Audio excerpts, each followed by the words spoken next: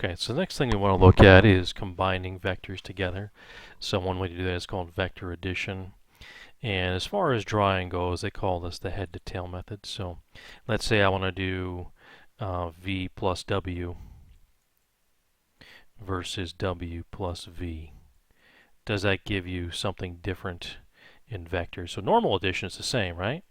Perhaps not. It's not with vectors. Okay, let's take a look. So following the process specified, right?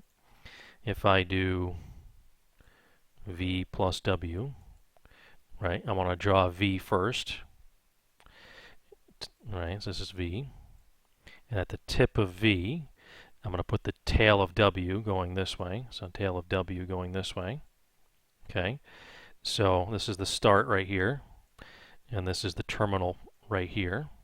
So this is the resultant vector. Okay. So this is v plus w. That is the resultant vector. Versus w plus v.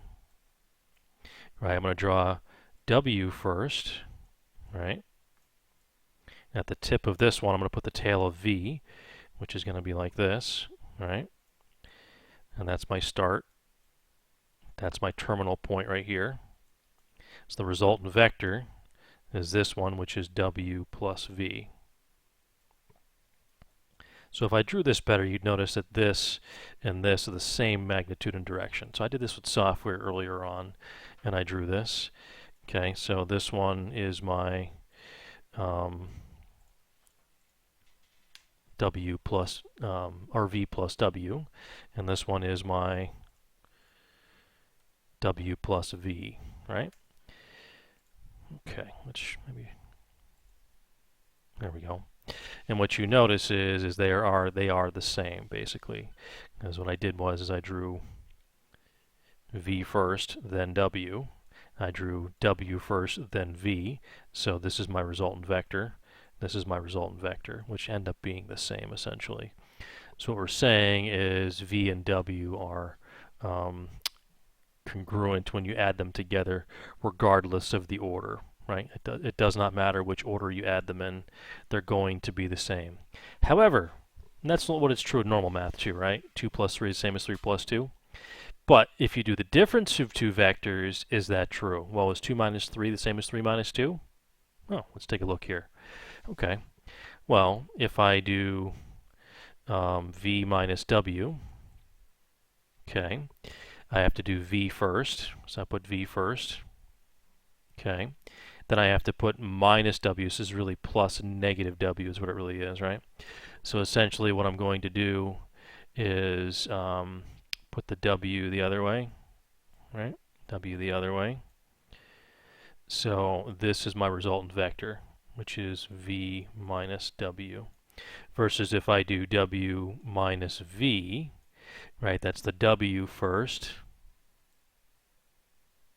right, and then the negative v second, okay, negative v, right, and this is negative w. So this is my resultant vector, which is w minus v. And you notice that this vector and this vector are identical, but opposite directions essentially, right? So I drew this with software earlier.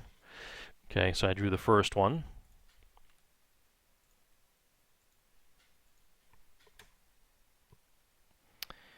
I leave myself a lot of room here. There we go.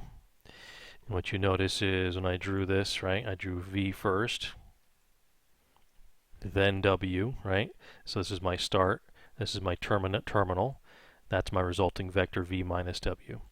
Versus when I drew it with software earlier on for w minus v,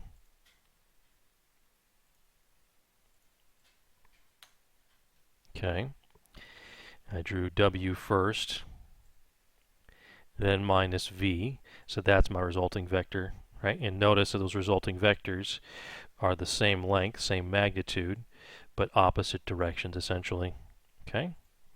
So what we understand with subtraction of vectors, right, is essentially w minus v and v minus w are opposite vectors essentially. Okay, let me find some more room here. There we go. Okay. They are opposite. All right, let's delete this crap here. We don't need that. Okay, so how do you algebraically define a vector, essentially? Well, it's called the unit vector, which is when you use I and j. Okay, so you'll see this format of a vector equals some value ai plus bj. Okay, when you get to calculus and physics, they expand on this. They'll do the vector equals ai plus bj plus ck. And the reason being is they're going into the third dimension. We're only working in 2 dimensions for our trigonometry, essentially. Okay, so if you want to figure out the magnitude of the vector, since it's only in 2 dimensions, you can just do the Pythagorean theorem there, right? Okay, so let's say that I have a vector -3 plus 4i. So in standard position, right, what's going to happen is the first coordinate is always 0, 0, and then the a and the b are the x and y values, which gives you the terminal point, essentially. Okay, so if you want the magnitudes, and we'll take this value here, all right, and we will do this. Okay, format color blue is going to be equal to the square root of something squared plus something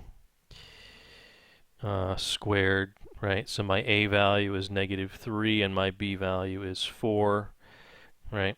So if I extrapolate that out, I'm going to get 9 and 16, which is the square root of 25, which means the magnitude is essentially, oops, 5, right? That is our answer. Format, color, orange. Okay, let's take that, get this out of the way. Okay, so what this is saying is our length of this vector is 5. I don't know if this is pounds or velocity or what this vector is representing, but has a magnitude of 5. The direction is defined by the I and j values. Okay. All right, let's say another one that's 3, -3, which means 1, 2, 3, 1, 2, 3. This is my vector here, which goes from 0, 0 to 3, -3, right? So the question is, what is the magnitude? Well, if I just copy paste here and do a little bit of cheating, I'm going to do 3 for the first one and -3 for the second one, right? Because that's my a and b values. So that's going to be 9 and 9, which is 18, right? Which is 2 times 9, so that's 233, correct?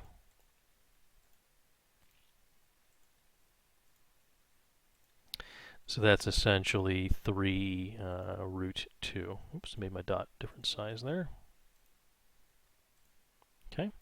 All right, so if I draw the vector essentially in its standard position, okay, the origin is 0, 0, the coordinate for terminal is 3, -3, and the magnitude is 3 root 2, or the ij math is the direction, essentially.